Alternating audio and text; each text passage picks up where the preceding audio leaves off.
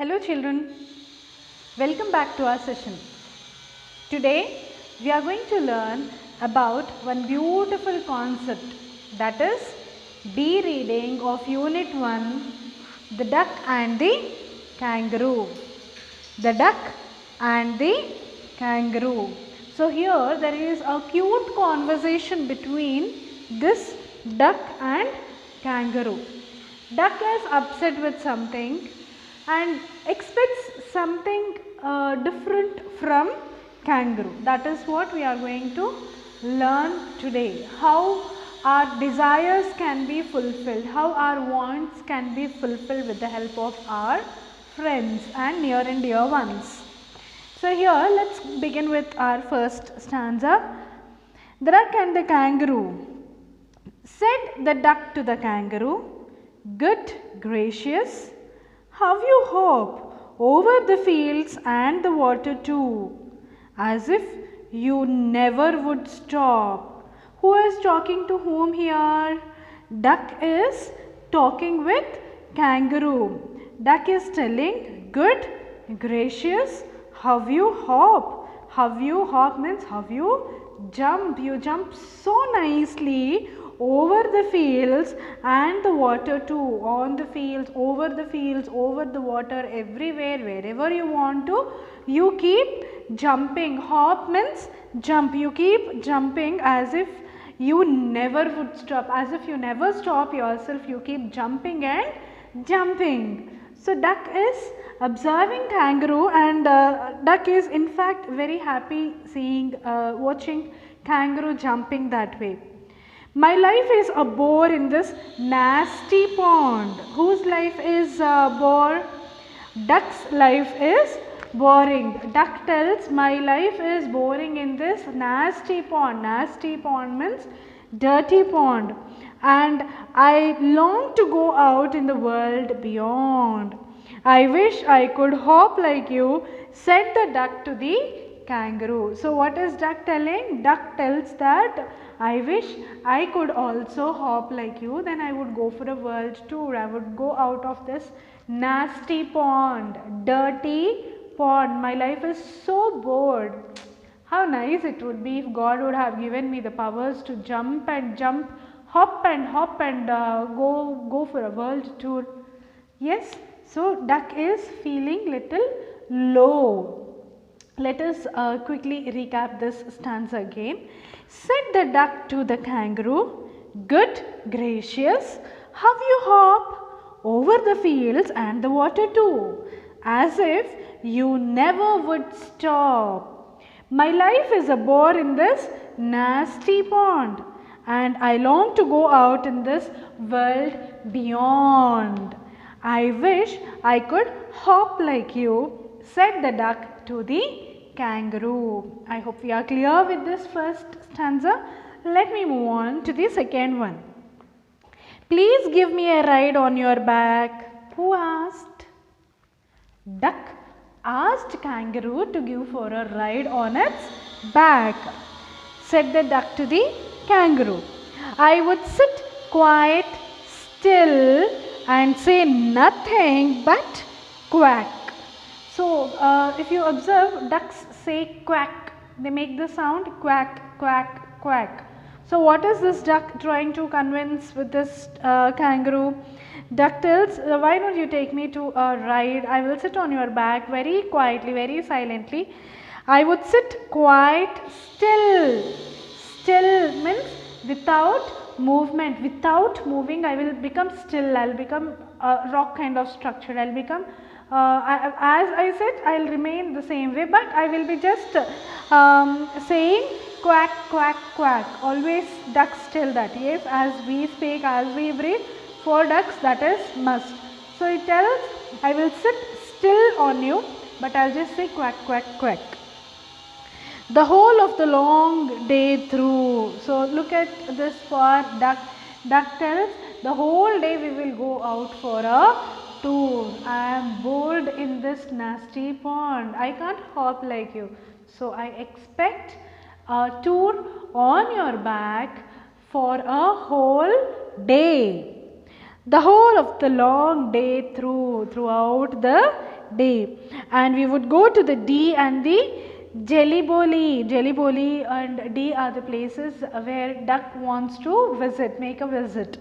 Okay, over the land and over the sea. Please take me a ride. Oh, do, said the duck to the kangaroo. So the poor duck is requesting kangaroo to take for a ride on its back. It want to sit. It promised that I'll sit still on your back. I'll not move. I'll just say quack quack, and we will go for a whole day tour. Like whole day we will be roaming outside, over the water, over the sea, over the land.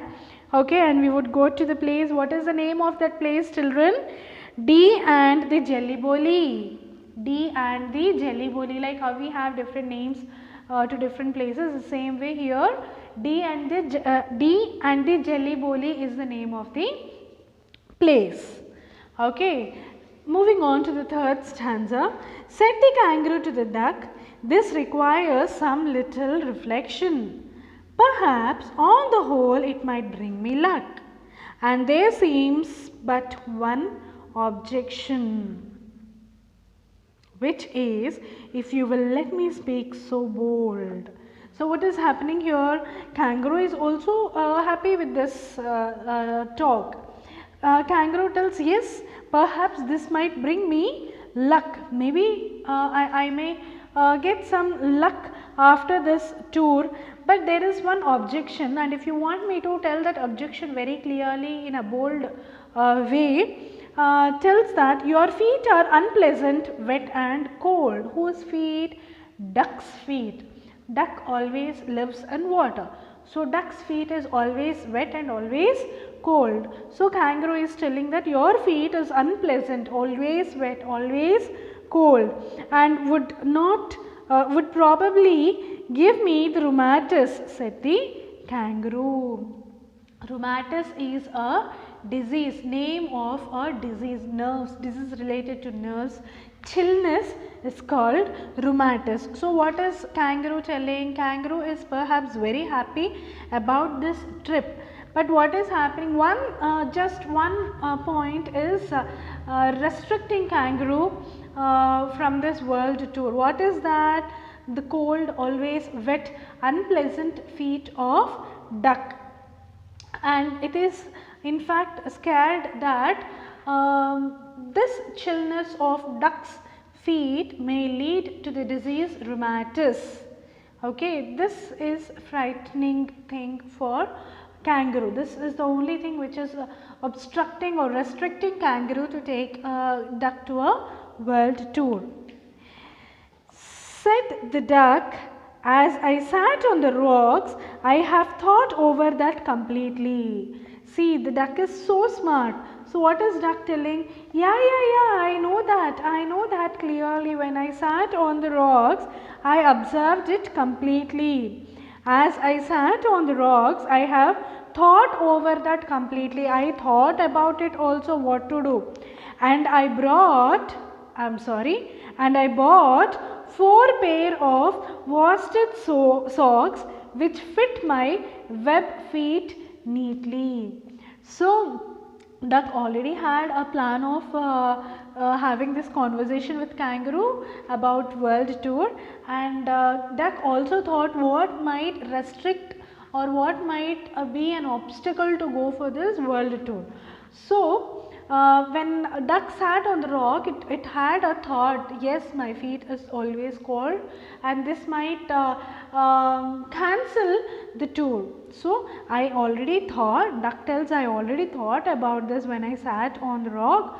So I bought 4 pair of socks to wear. When I wear and sit on your back, you will not be caught by cold. And to keep out the cold, I have bought a cloak, and every day a cigar I will smoke. All to follow my own dear true love of a kangaroo. So what is this duck telling? I know I observed all these things. I am pretty aware about my feet, wet feet, and that might lead to rheumatis, and I know all these things. So I made all the arrangements. I brought socks to wear, and to avoid this chillness in my body, I cigar every day, means I smoke every day to make my body warm. Then what happened? Kangaroo tells, said the kangaroo, I am ready, all in the moonlight pale. But to balance me well, dear duck, sit steady. So what is kangaroo telling? Kangaroo is telling that yes, then let's rock the trip, let's go for a world tour, and to balance properly you should sit steadily, my dear duck. You should sit at the end of my tail. So away they went in a hop and a bound, and they hopped the whole world 3 times round. So not once, not twice, they went for a world tour thrice. And who so happy? Oh, who? As the duck and the kangaroo. Who will be happy here? Both duck and kangaroo, both will be very, very happy.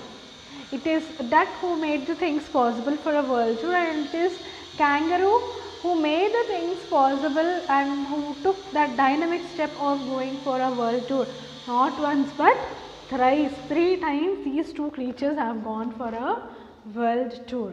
So how many of us are planning for a world tour? Is that possible now? I don't think so. You all should grow up, you all should get settled in a very good position in your future time, and then go for a world tour along with your parents and your family. Okay? So don't go all alone, go along with your family members. That is the best time you will spend. Not if world tour is not possible, go for a tour in India. That will be a memorable time in your life. Okay? So that's all about the topic, the duck and the kangaroo. And in page number 18, we have about the poet. Edward Lear was a British artist, illustrator, author and poet, renowned today primarily for his literary nonsense in poetry and prose. In his childhood, he suffered from ill health. See, all the time these poets or authors, most of the things what they write will be directly or indirectly connected to their life. Whatever they write, you know, children, that must be their own experience, what happened in their life, or they must be witness of that, or they must have observed that in someone who was close to their heart. Okay, in their neighbor's family, or in their relative's family, or in their family, or with he himself or she herself. It is all their experiences. You know, one experiences can make a beautiful story, can frame a beautiful poetry. So all these poets, you know, it is all mixture of their experiences. So here if you observe, Edward Lear also suffered from ill health during his childhood days. Maybe because of that, maybe because that thought registered in his brain, he added the name of the disease rheumatis in this.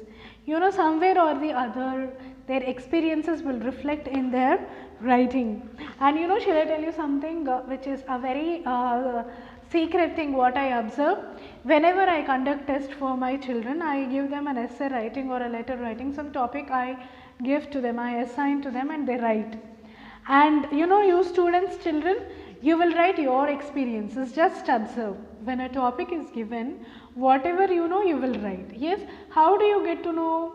It is your experience, and you will add your imagination to that. So to know about a person, ask them write something, give a topic, ask them write, all their life experiences will come on to that paper. That is one of the best things I observed in my teaching career. To know the psychological condition of a student, through an essay, they will write and give it back to you. You will know what kind of psychological situation they are undergoing. Okay, so after a long decline in health, he died of heart disease, and on and on and on about the poet. So here I request you all to read this poem, underline wherever necessary the difficult words, and write meanings to them. Of course, here we have our glossary too, and make your own self-study notes. Thank you, students.